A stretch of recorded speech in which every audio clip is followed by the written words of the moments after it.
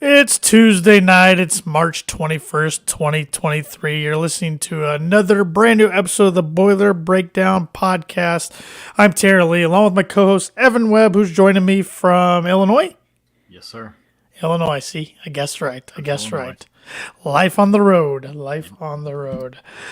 Unfortunately, this will be the last Boiler Breakdown of the season. It's not farewell. Yeah.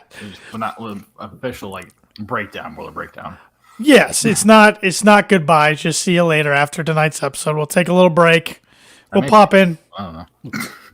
What'd you say? I may break down on this one. I don't know. We'll pop in throughout the summer. Maybe some interviews with some guests. Maybe some trivia episodes. Anything breaking news. We'll in the moment make a podcast. But covering Purdue men's basketball for the 2022-2023 season. This is unfortunately the last episode.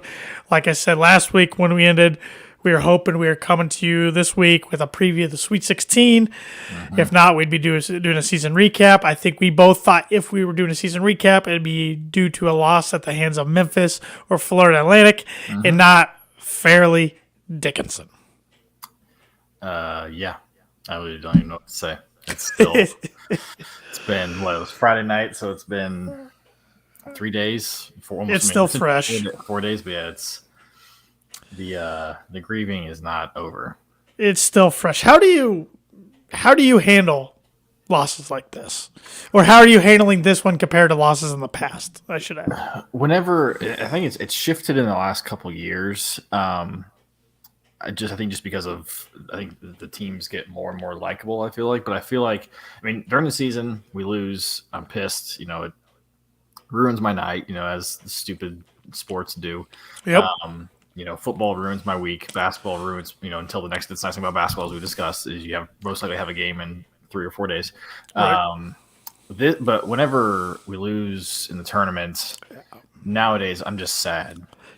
Just because it's like, we will never again have this iteration of this team, in front of us. Obviously we could have everybody back next year minus, but we won't have Jenkins, so it's not the same. Who knows what can happen. But usually it's just a lot of sadness, just because I've enjoyed the season. I've enjoyed as frustrating as at times. It's still it's better than what we almost didn't have in 2021, or what we couldn't do in terms of going to games at Mackey in 2021. But then usually after a day, probably usually the next day, is when the anger kind of starts creeping up. I think about, depending on how the game went, turnovers, or the fact that it was Fairleigh freaking Dickinson that we lost to as a 16 seed, and just seeing Twitter and, every single news app that's on your phone is pushing a notification of number 16 seed Fairleigh Dickinson beats number 1 Purdue. Then I kind of want to start punching walls. And so that's kind of where I've at, some other things have happened in my life where, try to have perspective, but, and I was actually fairly okay on Friday night. I was sad, but I was like, hey, it's a game, whatever. But then Saturday, I was just like, this is the dumbest thing in the world. I'm so mad. I'm depressed, I'm depressed, not clinically, but just, you know what I mean? To where I was trying to watch basketball just hey, it's I love basketball. I love college basketball. I love the tournament. I don't want it, to ruin it. But I was I started watching the game. I was like, I can't do this. I turned a couple games on, I turned it off, played Madden, had to do something, watched a movie. I was like, I'm just so sad. Ray here on Facebook said, it's still very fresh, a whole lot of disbelief, and a long drive back from the stadium Friday night. Well, appreciate you being there. I know we wanted to be there, but we couldn't make it happen. But yeah, appreciate all the Boiler Nation who was able to make the somewhat short drive out to Columbus, depending on where you're from. I heard that same testament from my parents. Said it was a long drive home on Friday night. But I'm kind of with you there, Webby. I seem to, at least this year, and we didn't have too many of them, luckily, I seem to handle regular season losses better this year than I have in a while. I'd be angry the day of or the night of, and then the next day, sometimes still angry, but 2 days later, I was good to go, ready for next game. But I find myself, I don't know if it's getting older and, just going through the experience or what, every year when we lose in the tourney, I'm getting worse. This year was, watching the game live was about as bad as I've acted probably during a game in a couple of years. I apologize to my fiance because she had never seen me like that. I was giving her anxiety by myself having anxiety during the game. Um, and it just makes me think, we want it so bad as fans. You got to think how the players and coaches, how bad they want it. But, going back to the upsets, 2011, when we got upset by VCU, they ended up making the Final Four, so that didn't sting as bad. And at the time that night, I just remember thinking we ran into a buzzsaw. Like, this team just good. I remember that one being pretty, because I was actually at that game in Chicago. I was as well. Being really sad because it was the end of an era. Yeah, and with the big, obviously Robbie had been hurt that year, but Juwan and Etwan were gone. There was no more. Especially for us. You were a freshman at that year. Yeah. I was a senior in high school, but that was such a critical, point in our fandom. Obviously right. You were now a student. I was getting ready to be a student. Gotta be, yeah. It was just I remember Robbie was my favorite player. And he was a freshman in college. When I was a freshman in high school. Starting to play serious basketball, and so it was that one sucked because of just that, and same with the next year's loss against Kansas. It was my favorite player is I'm never going to see him ever play in Purdue uniform again, which really sucked. The next upset loss, 2016, Little Rock. That was just unbelievably frustrating just because of the unbelievable bounces of the ball and the breaks Little Rock was getting. And I felt like that Purdue team really had some momentum going into the tournament and could have made some damage. Yeah, that one, that one for me, I was, kind of, there was a tweet that was out, all these losses, and I was trying to remember where I was for each one of them. But yeah, that one I was at a B-dubs. I was 2 months into my, big boy job out of college. And I was watching in B-dubs, and I think Indiana was playing shortly afterwards. Not the same, not the same stadium, but they were on, right after a different channel. So the place started filling up in Indianapolis, started filling up with IU fans. So they were going crazy. So I was just mad because of just the environment I was in. Sure. But yeah, I remember that was just especially coming off the year before where, I wasn't able to watch that game, but we blew a game against Cincinnati. So it was that one I was mad at the officials. Yeah, Ray and AJ not being able to, going out and 2 NCAA appearances but 0 wins to show for it was pretty tough. But yeah.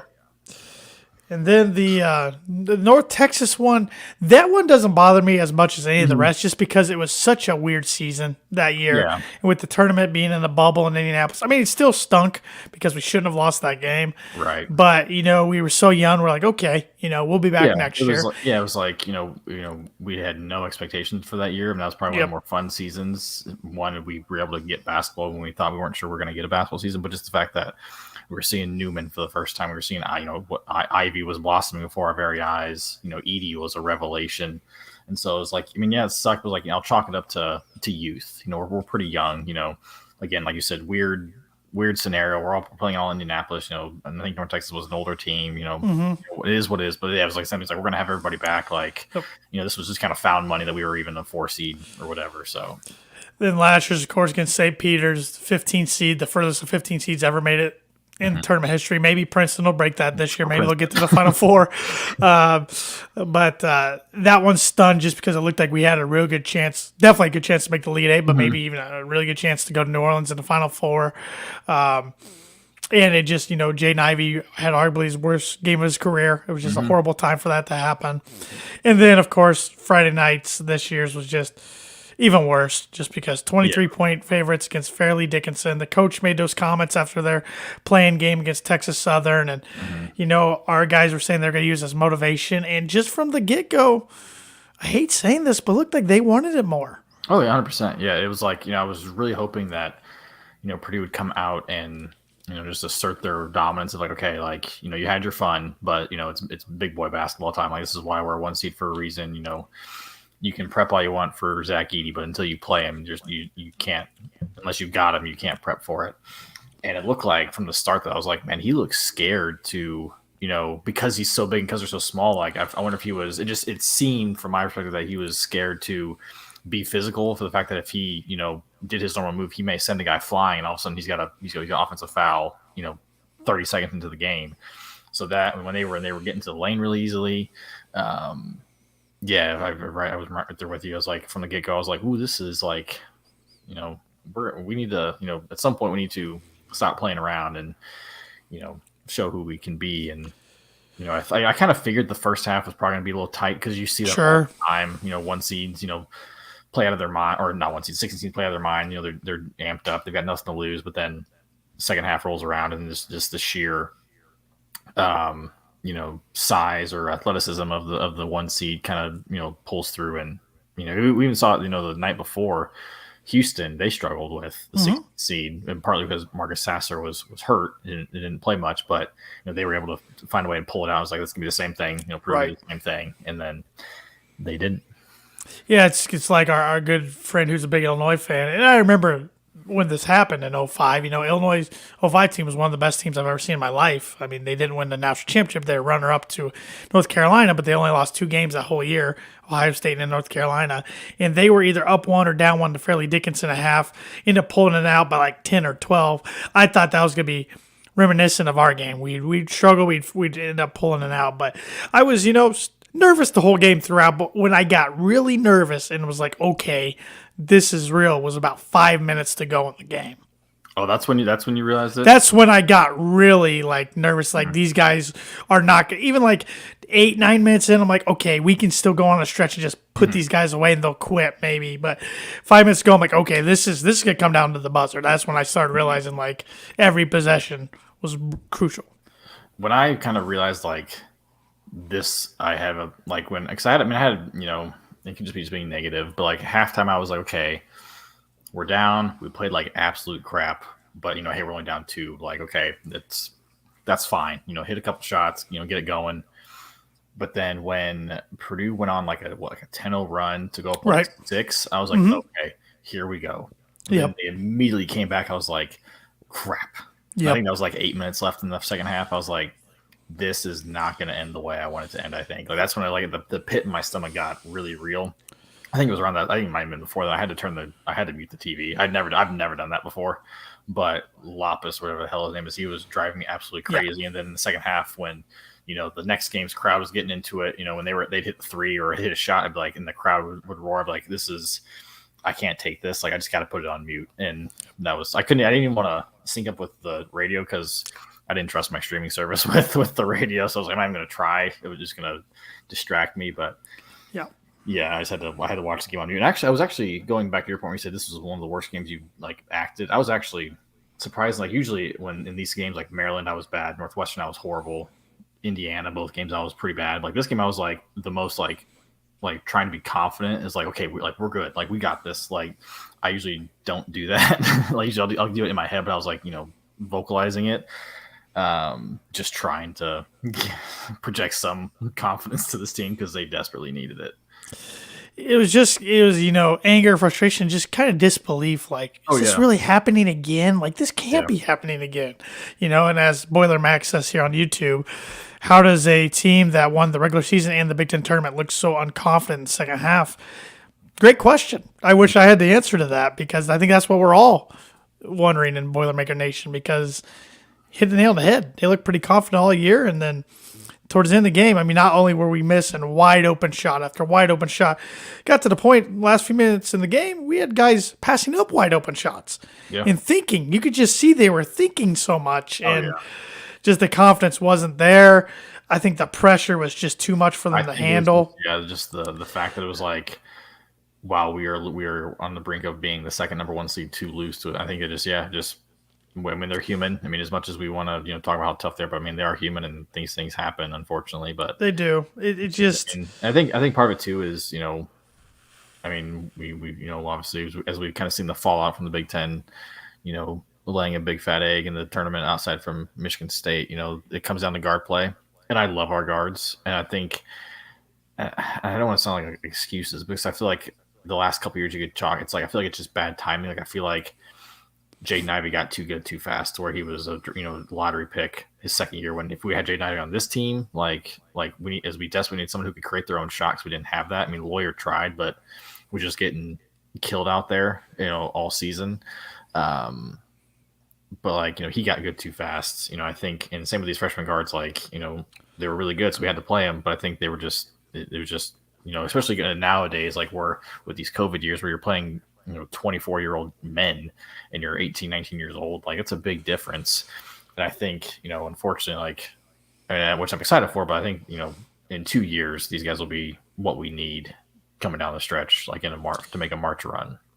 It's a good way to put it. I mean, I know Braden and Fletcher, they did not have. If Fletcher didn't play well for the last month of the season, Braden probably had one of his worst, if not his worst game of the year against Fairleigh Dickinson. And they struggled, and they're taking a lot of heat, especially on social media, which is tough because they were 18-year-olds playing against 22 and 23-year-olds on Fairleigh Dickinson guards. But I'm not going to make excuses for these guys.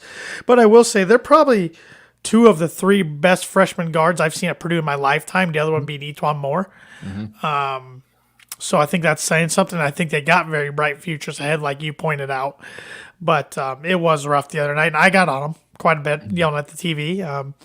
Because I thought Edey played well. He did what he needed to do. Did what he needed to do. He's probably going to be the National Player of the Year. I thought Mason Gillis played hard. He didn't have the great game, though, but he played hard. And then I thought a lot of other guys just unfortunately didn't play well. And it's what frustrates me the most is this team did not shoot well the last month outside of the Ohio State game in the Big Ten tournament.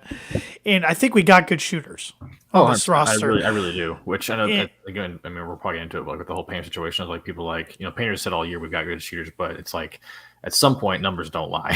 Right. And I just feel like if somebody could have hit a few and got in rhythm or just a few more shots fall, we win that game Friday. But that's part of basketball. You have to make shots. And that's one thing the coach can't do.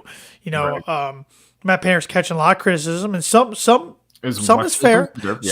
Some's deserved because, honestly, something's got to change going into the NCAA tournament. This can't continue to happen or, no matter how well he does during the regular season Big Ten tournament, at some point, that's eventually not going to matter. But he can't go out and make shots. His office can get open shots, and that's what it was getting open shots, like Robbie Hummel pointed out on the Field of 68 podcast. But they just couldn't make them, and it's just frustrating, though. The NCAA tournament as a whole, shooting numbers are down this year. Everybody wants to blame the ball, and the ball's probably got something to do with it. But at the same time, something about the rims too, about how it's just certain sites. But I mean, both teams are shooting like in Fairleigh Dickinson shots. And what's crazy is they get more points in the paint, which is wild. Right. It just, the stats, you could throw all the stats out the window. I mean, they were one of the worst defensive teams statistically coming in this game, but it didn't matter. It didn't matter Friday night. They wanted more. They made the plays when they needed to, and we didn't, and we got sent home in an embarrassing way, and it's just frustrating. Yeah, that was, and going back to kind of what we were talking about earlier, like there was, even like, I mean, it was so close, which is like, that's where I was like, hold on, I was like, okay, it's not like they're not like they pulled away at the end. It was like, last, 2 minutes, it was just, us trying to play catch up. It was mostly, like it was always like a, one possession game. And then there was a play, I think it was like a minute left. They missed a shot and we had 4 guys around the ball and no one went for it. And the Fairleigh Dickinson player went and got it. And I was like, what is it? Like, I was like, that's it. Like microcosm of the game right there. Like they just wanted it more. Like, they're just, scared to knock it out on each other. But it's just like, we had 4 guys right there and no one, like, they all just kind of like looked at each other for a second. Yep. Which was just like, yeah, I mean, it sucks because, we love this team and love, and obviously still love this team and love these guys and, they're great players. But it's just like, this was just so frustrating. It's like, God, just a couple plays go our way and, a couple shots fall. Like, we don't have to shoot our average. We just shoot below average, slightly below average, shoot 30% from 3 that game, and we probably we missed some free throws too. Yeah, we missed some free throws too. Yeah. I mean, Edey had a free throw that would have got us up 7. You were talking about when we were up 6. Just little things, and this team has been fun to watch. It's one of my favorite Purdue teams of my lifetime. Big Ten regular season champs, Big Ten tournament champs, first team to do that in school history to be both champs in the same season. But unfortunately, when we all look back on this 2022-2023 men's basketball team for Purdue, they're going to be known as the team that lost to Fairleigh Dickinson. It's not going to matter what they did before then. That's the unfortunate thing. The world of college basketball for most fan bases, not all, not for the Fairleigh Dickinson fans or the little tiny, even Princeton, it's not what you did in the regular season for the conference or conference tournament. It's what can you do for us in the 3-week tournament that's become March Madness. And that's just the way it is. I think social media's turned it into that. I think there's a lot of things that have made it into what it is, and it is kind of unfortunate. Yeah, but people like with legalized sports betting, everybody's betting now, so everybody's tuning in to these types of games. I mean, we had a friend who made a decent amount of money because he bet, Fairleigh Dickinson. Just why not? I mean, it's a throwaway bet. You can bet a little bit, but yeah, that's what sucks because I enjoy the regular season so much because there's so much. There's so many great games. The Big Ten is so much fun to watch. I told myself before the season I was going to try and watch less basketball this year because last year stressed me out so much. It didn't happen. I was tuning in, especially when Purdue was down the stretch. We needed certain teams to lose, and I was tuning in a lot more to other games. But yeah, that's what sucks. Obviously, you love the tournament. It's the greatest postseason there is. While also sometimes it being the worst way to crown a champion. Yep. You're telling me Princeton's one of the 16 best teams in the country. Right. But it's just right. But it just doesn't. It, as Gene Katie said, it doesn't matter who you play; it's when you play them. I'm still scared NCAA is going to screw it up someday. They're going to expand it or something, and it's not going to be the same because I don't trust them with anything. I don't trust them with anything to do. So I got a couple questions here from Boiler Max I want to hit on before we kind of talk about our next point. He says, you think Painter's experience with the 13 and 14 rosters changes attitude towards the profile player that he recruits to the backcourt? Who's the best true one in the last 10 seasons? He follows that up with, no hate for Braden Smith and Lawyer. Dudes are true freshmen. Asking them to turn that game around was unfair. I think, his first point, his attitude definitely changed. It's documented about how he had to, which is why, the fire Painter stuff and all of that, I'm on the opposite side of the spectrum. So if you're tuning in here to hear me say I want Painter gone, sorry. Yep, me too. Definitely fall into the Painter apologist. Obviously he definitely deserves some criticism. But until he shows that he's just not going to change at all, this is definitely a perfect time to show, what he's made of. But I think, he did it with after 13, 14 seasons when, we were at the bottom of the Big Ten. He reevaluated how, who he went after, how he went after people. And we haven't missed a tournament since. So right. I think obviously last year stuff with this is probably rock bottom as a rock bottom as you can get outside of being the last of the Big Ten and missing tournament. So I definitely think I hope he kind of reevaluates how he structures his roster. I love Zach way more than I thought I ever would. But it's just, he can only take you so far. We kind of saw it last year with Kentucky. Oscar Tshiebwe, National Player of the Year, bounced in the first. Granted, it could have just caught, St. Peter's on a hot day, but they, National Player didn't go very far. Purdue this year. Even last year with Gonzaga, Chet Holmgren, big man. They even had some decent guards on that team. Sweet 16 got bounced. It's just weird, but it's a guards game. The guards game when you saw it, the Miami Indiana game the other night, it was so much fun to watch. They were just, as Rothstein says, more guards than Shawshank. There was everybody that came off the bench was a guard. I feel except for two guys who were just changing for each other. You just looked at the two teams. Sorry to cut you off. You looked at the two teams, and you're just like, IU stands no chance. Right. Galloway was trying to guard. I don't even know. I don't think it was Wallen. I don't know who it was. Guy shook him out of his shoes 3 times one time on a possession. Yeah. I'm like, I don't know anybody in the Big Ten that could have guarded that team. And the Big Ten style of play is so different. Mm-hmm. It is more physical, big man ball. It's not small ball. And that's the frustrating thing. Purdue's not losing to, I don't know. They didn't make the tournament, but I'm just throwing out of school, Florida or right. The Providences of the world, whoever. They're losing these double seed mid majors who play small ball to get in. Yes, they had no. Well, Fairleigh Dickinson didn't because Merrimack can't go to the NCAA tournament, which they should have back to back years. But these teams that go small ball, spread you out with 4 guards. Fairleigh Dickinson was the smallest team not only in the tournament but in all of college basketball, and I would love to see Elliott Bloom this next year if he can get some small ball teams that will spread us out with guards in the Mackey to play them, because our only 2 non-conference losses in the last 2 seasons has come in the tournament, St. Peter's and Fairleigh Dickinson. We swept our actual non-conference schedules, which is, we beat Gonzaga, Duke, West Virginia, Florida State, Marquette, Butler last year. I don't even remember who else we played last year off the top of my head. It's just that's so frustrating. We got to figure out a way to. North Carolina last year, Villanova last year. Yes, thank you. Got to figure out a way to get past this hurdle, that's small ball, and after the game, and what part of what kind of, especially because we saw it last year, we saw it this year, with the tournament again, the tournament is when you could probably argue 75% of college basketball fans tune Oh, in sure. because it's again it's the most exciting postseason there is in the sports. You got Kenny Smith, Charles Barkley, and some other guys I can't remember. Ernie Early Johnson. Johnson, Clark Kellogg, which I like a lot of those guys, but like Kenny Smith was just like dogging Purdue afterwards, and it was just He like, picked him in the Final Four, too. That's probably yeah, why. probably why. But I was just like, I bet you haven't even watched Purdue outside of like some highlights, like because he's an NBA guy. I mean, he's obviously a North Carolina guy too.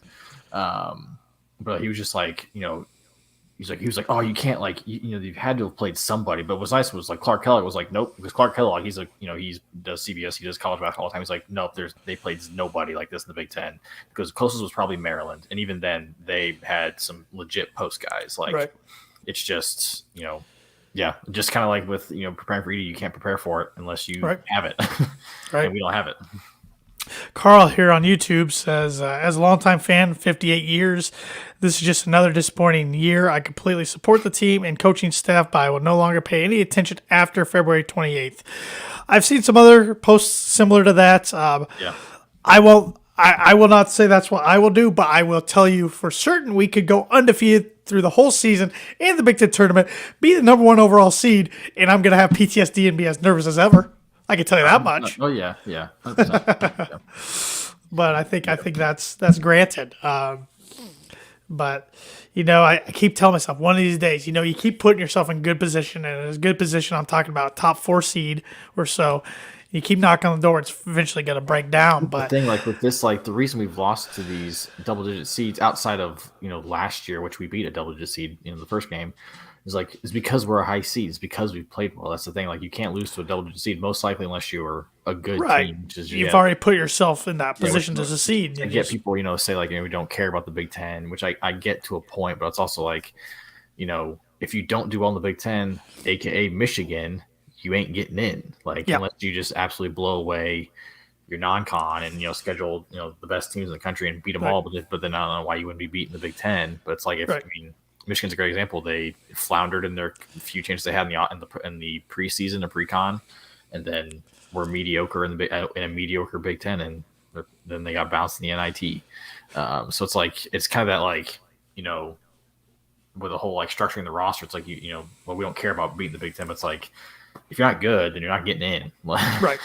And I would say, Michigan State could change this statement that I'm going to say if they win 2 games this week, but I would still rather be us than any team in the Big Ten this season because we got Big Ten regular season championship and a Big Ten tournament championship. Everybody else either didn't make the tournament or is already bounced after 2 rounds. Michigan State's the lone team still playing in Sweet 16. Like I said, they could beat Kansas State, then either Florida Atlantic or Tennessee, go to the Final Four and change what I just said. So I'd swap them in a heartbeat then. But besides that, at least we do have some stuff to hang our hat on. But like I said, Friday night's loss kind of definitely takes some shine off of all that as well. I mean, then you see like the announcement of Edie being in run or finals for Player of the Year, and then Painter being in finals for Coach of the Year, which you didn't see Chris Collins on that list. That's weird. But like just like the comments of like I saw like 2. I was like, I can't. Like this is I know it's coming, but it sucks. I have not. I've stayed away from the message boards. I've got on Twitter, but I've stayed away from the boards completely. I've stayed away from reading articles. I just can't do it. Again, like it's just what sucks the most is just. I mean, Purdue was a laughing stock. That's what just sucks. Yep. Like like St. Peter's is one thing. It sucks, but it's like at least it was like okay, it was a Sweet 16. I get it. Like it was embarrassing. It's not like we're Alabama, which is like you want to talk about embarrassing. That's embarrassing. Shout out to Nick Saban for subtweeting NATO. Yeah. But like it sucks, and it's joke at our expense, whatever. But it's like man, this was bad. This is bad. Like when you've got who was it? Pat Forty calling Purdue a dumpster, a fiery dumpster floating down the Wabash. So I was like, my God, like this. If I said what I think of Pat Forty, I had to put explicit on this, and I'm not going to do that. So it's like just like stuff like that you see. It's like I know. Just getting like just dunked on every national, right? Which is like so because like it's what sucks to do because like 2 weeks ago everybody's like everybody loves Painter. His peers love his peers love him. He's always been best coach to not reach a Final Four so far. Like and all of that kind of stuff. But it's like, now it's just like, ugh, like, the reputation's starting to, the narrative is definitely changing. Well, and that's the As thing. already. He's so well respected.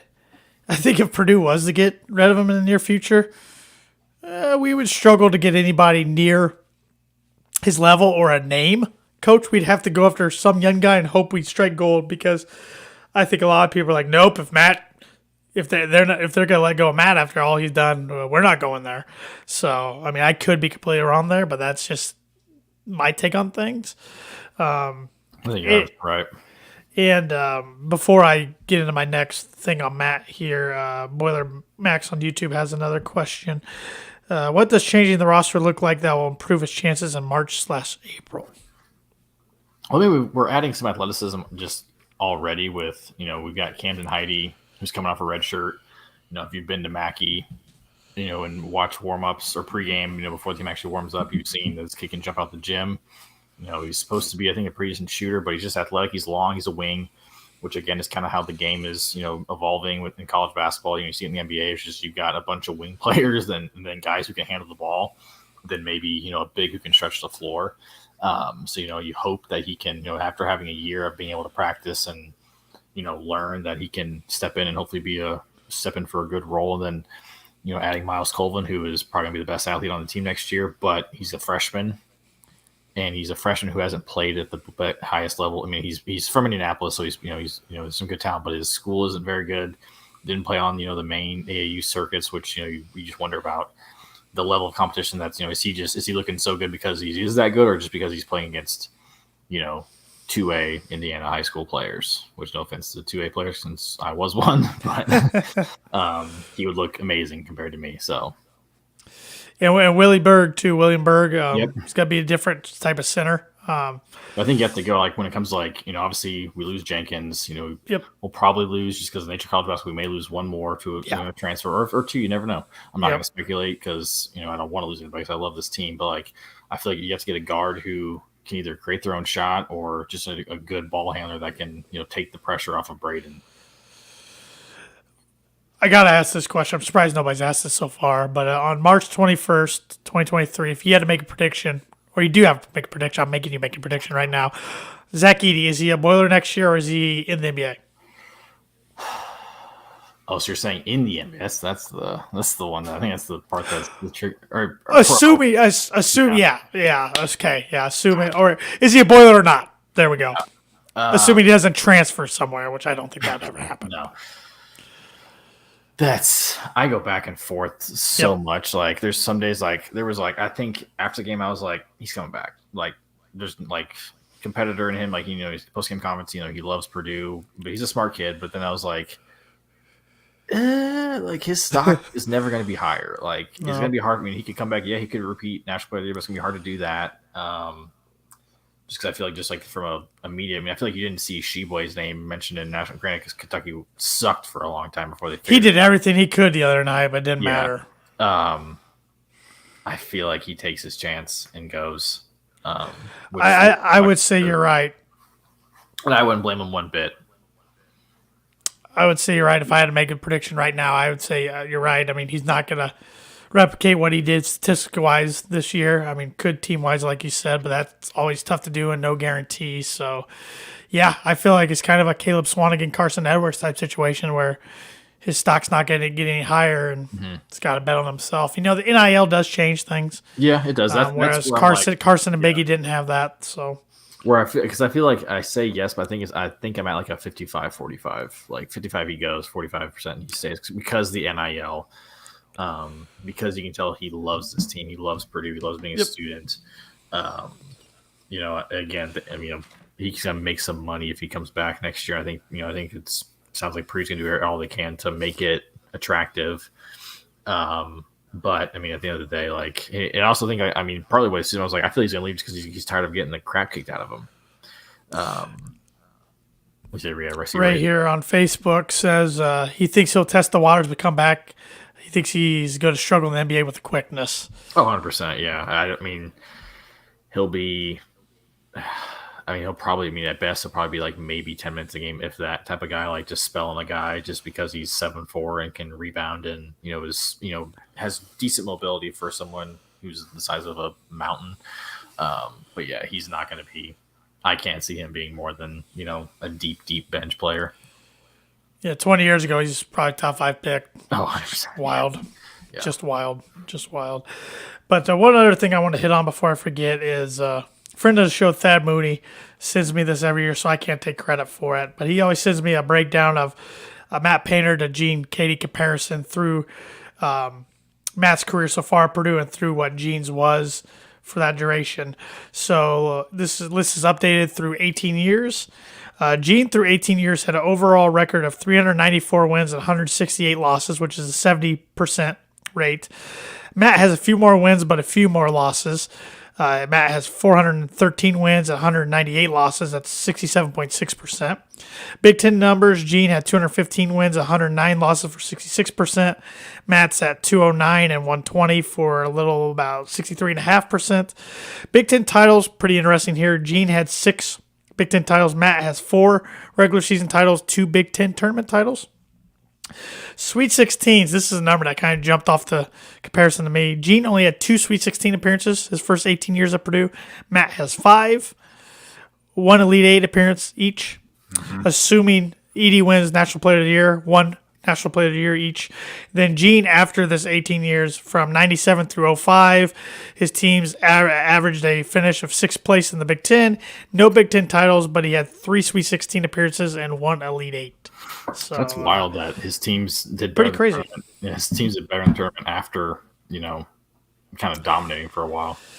Yeah, it was really Brian Cardinal's teams. Brian Cardinal got 3 Sweet 16s and Elite 8. Yep. So, that was a good nucleus, a foundation of winners there. And then, unfortunately, after Cardinal and those guys were done, Gene's career went way downhill. Made one tournament after that.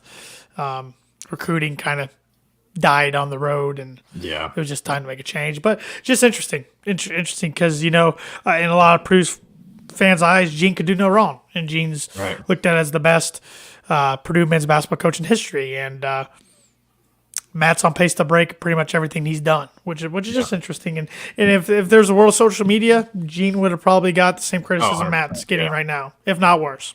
Yeah. I think Painter was able to – I mean, I don't know, because, we were so young for the last part of Gene's career, so I don't really remember a whole lot. I wasn't paying attention to recruiting. Didn't know really what it was at that point. I just, cheer for the guys who I would show up at the games and cheer for those guys who were Purdue.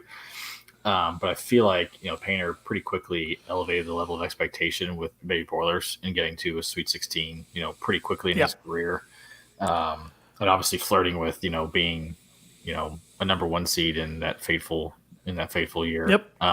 And, having it all kind of ripped apart and then be like, okay, he had bad luck then, but like, this is what he's doing. He can really build it. And I think that's just, he's kind of which just comes with success, which is what it's a good problem to have. Yep. Right here on Facebook, another comment about Edie. He's heard his NIL deal is very complicated because of his Canadian status. That could play part of in his decision as well. Yeah, it is. He can't make money technically here in the U.S. without a work visa, which could be in the works, but it also depends on the U.S. government, which we know takes their sweet time on just about everything. But I don't think it's that big of a deal. He's making money this year. He's making good money, and you see things like Oscar Tshiebwe's in the same boat, being not a citizen, and he's making $2 million, and it was well documented how he was able to do it. So, I don't think it's that hard, but it's definitely more hoops than the other guys who were Americans. And another thing I wanted to point out, it's kind of switching subjects here, but it's been on my mind a lot lately since Friday's game. It's crazy the different, not only expectations, that's not what I'm looking for, but just the different mindset of being a Purdue college football fan and a Purdue college basketball fan. Because Purdue can go 8-4, 9-3 in football. And I'm tickled pink. Oh, yeah. And then I don't care what happens in the bowl game, And like this year, they went to the Big Ten championship for football. Lost, but didn't bother me too much. Right. Whereas basketball is totally different. Like we said, the fans' expectations kind of crunched down now to a 3-week tournament. I don't know. It's just totally different. Totally different. Like because and maybe when the college football playoff expands to 12, maybe some miraculous year down the road we sneak in, Mm-hmm. but it's so hard to make the college football playoff as 4 teams as it stands. Yeah. That's not your expectation, and I don't know. It's just so different. It's so different. Yeah. Like because football, you don't have that win or go home scenario unless you make the playoff. Right. Yeah. You know what I'm saying? So it's hard to compare. But I was just thinking about that the other day. How different Yeah. I think maybe it's two just because seasons are. just because of the fact that, especially in football, there's just so many different levels to being dominant, and so True. many teams have that stranglehold on it. Whereas, like with basketball, obviously a lot less players, no duh. Yep. But also, like you don't have to be the biggest, the strongest, the fastest. You could have one guy who just goes off. Just it's his night, and I mean, kind of like as we saw with Purdue against Ohio State in 2018. Ohio State has by by every measurable it was like way better than Purdue on every level that you can think of in college football. But caught him on the right night, and just whooped them. Yep. But. And yeah, it's just kind of like that same. But yeah, it's just basketball. It's like, and with basketball too, you can, one player can make a huge difference on a team versus football. Like, we had Rondale Moore, and that was a huge thing. But like, Right. I'd rather have, Jaden Ivey makes a lot bigger impact than Rondale. Yes. You could have a great quarterback, and he has nothing around him. Right. I mean, look at Jared Allen. Horrible offensive line. Yeah. Doesn't matter. Yeah, and that's why a lot of times we see these NFL take guys who were good but didn't have anything around them, or their team wasn't very good. Look at Anthony Richardson, which I'm on record. I think he's going to be a bust. He's a freak athlete. Yeah. I think he's going to be a bust. But why teams are looking at him is because he was a great player, and he should have had talent around him at Florida, but his team was awful. So, right. I mean, we see that a lot more in football than we do basketball. That's a good point, but it's just interesting when you compare. And I know I've told you and Andrew in our text, and Andrew unfortunately couldn't join us tonight, but we thank him again for being our other co-host this year for the Boiler Break podcast, Boiler Breakdown podcast. Boiler Break is our Twitter handle. But like I told you guys, I'm really going to try to enjoy football this year because don't have a lot of expectations, and going to try to be stress-free because, come basketball season, there's definitely got to be some expectations, or if not, in the back of our minds, we're already going to be worrying about March. We're gonna win the MAU, and it's like, gosh dang it, here we go, like expectations, which that's gonna be a fun tournament. It is, and that's almost maybe. I'm glad we won it. Don't get me wrong, but it's almost maybe the worst thing that could have happened to this team was winning that PK, because it took expectations from nothing to skyrocket. Yeah, in a hurry. Yeah, because my dad was saying he didn't think we ever played the same after we got back from that tournament. Even in games we were winning, against Davidson and the Boiler Classic, we were lucky to get away with a win because we didn't shoot well. And, Nebraska in overtime in Lincoln, which Nebraska was an improved team this year, don't get me wrong. But we didn't put a lot of those little teams away before Big Ten season. And then Big Ten season is just the usual grind it is. So, yeah, it's an interesting season to look back on. Yeah, it sucks. And because like we've already said ad nauseum, but it sucks because it was such a fun season. As crappy as February probably was, but like it just sucks that when it ends like this, like I said, like it takes away the fact that the excitement that we had watching them get to the final of the Big Ten tournament and winning the Big Ten tournament, against Penn State, against Micah. Having that, elation after they beat Wisconsin on the road to clinch a sole possession, and then winning it by 3 games at home against Illinois, which I thought was going to be a team that was going to give Purdue a lot of trouble, which they did. But, seeing that elation, them being able to lift the trophy at home after a win and all that, like it just kind of, it just sucks. It's really, all I can really say is it just sucks. Yeah, I think we've pretty much recapped this and discussed this in as much as we can, unless any other questions roll in. But not a fun way to recap the season. A couple years in a row now. Yeah. So hopefully that changes soon. I'd rather be. I don't know. I said I'd rather be in heartbreak like we were in 2019 when we were discussing the Virginia game, but that one still. That one sucked, but like that was just like it was just a different. That was devastating. Yes, no doubt. Like. It was more like I think that one was more internal. Like, I mean, I'm not sure it's going to even make any sense, but that one was sucks internally. It was like, God, we were right there. Like, that was, God, that was our chance. But then this one sucks. It's like, wow, Yeah, this sucks. But everybody is now piling on, like, yeah, to the point where it's like, man, can I wear a Purdue shirt out in Indianapolis right now? Because I'm afraid I'm going to get, like, just get laughed off the street, which it shouldn't matter. But, right. it's just things like that, like, go through my head of, like, oh my Sure, God. Like, is this sure, gonna, yeah. sure. Yeah, it was, and how different is this viewed if we make the Final Four in 2019 or win the national championship in 2019? Right. Yeah. So, Boiler Max on YouTube says Walter ball, baby. Yep. Absolutely. Today started spring ball. Yep. And coach is looking swaggy, and so is the assistant coaches showing off their fits with their Jordans, their Nikes today. So something previous staff we would not have seen. No.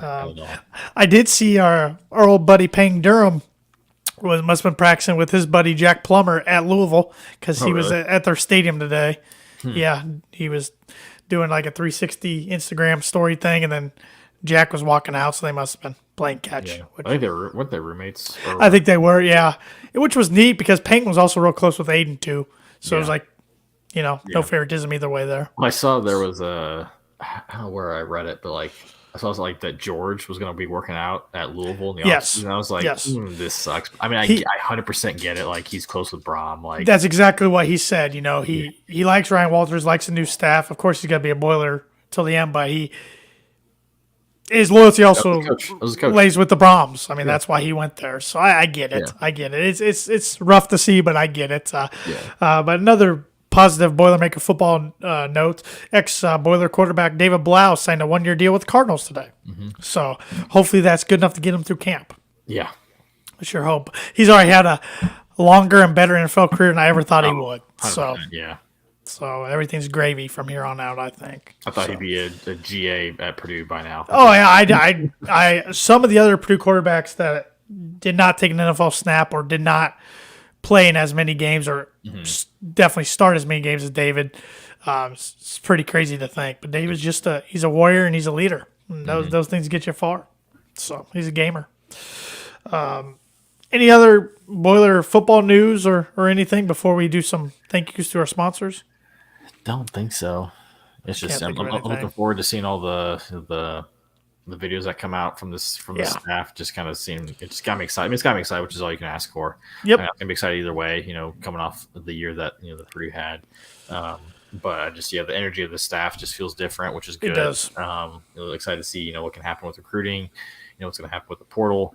And it's going to happen with quarterback race. I assume Hudson Card wins it, but every position's open. So it's going to be which I like year just because of the schedule, but looking to see how they roll it out.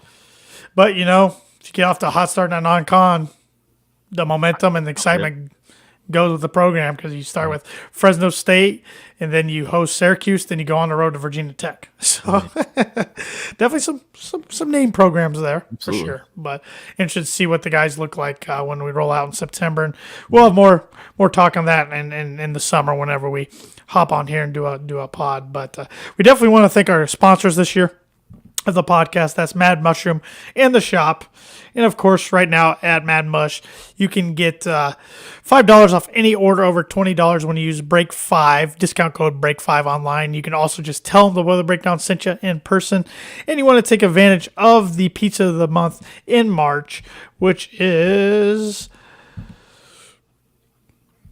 Hannah's Homemade Veggie Pie. It's Mad Mushroom's vegetarian refried bean blend with black beans, corn, green peppers, onions, diced tomatoes, and cheddar and mozzarella cheeses, starting at just $14.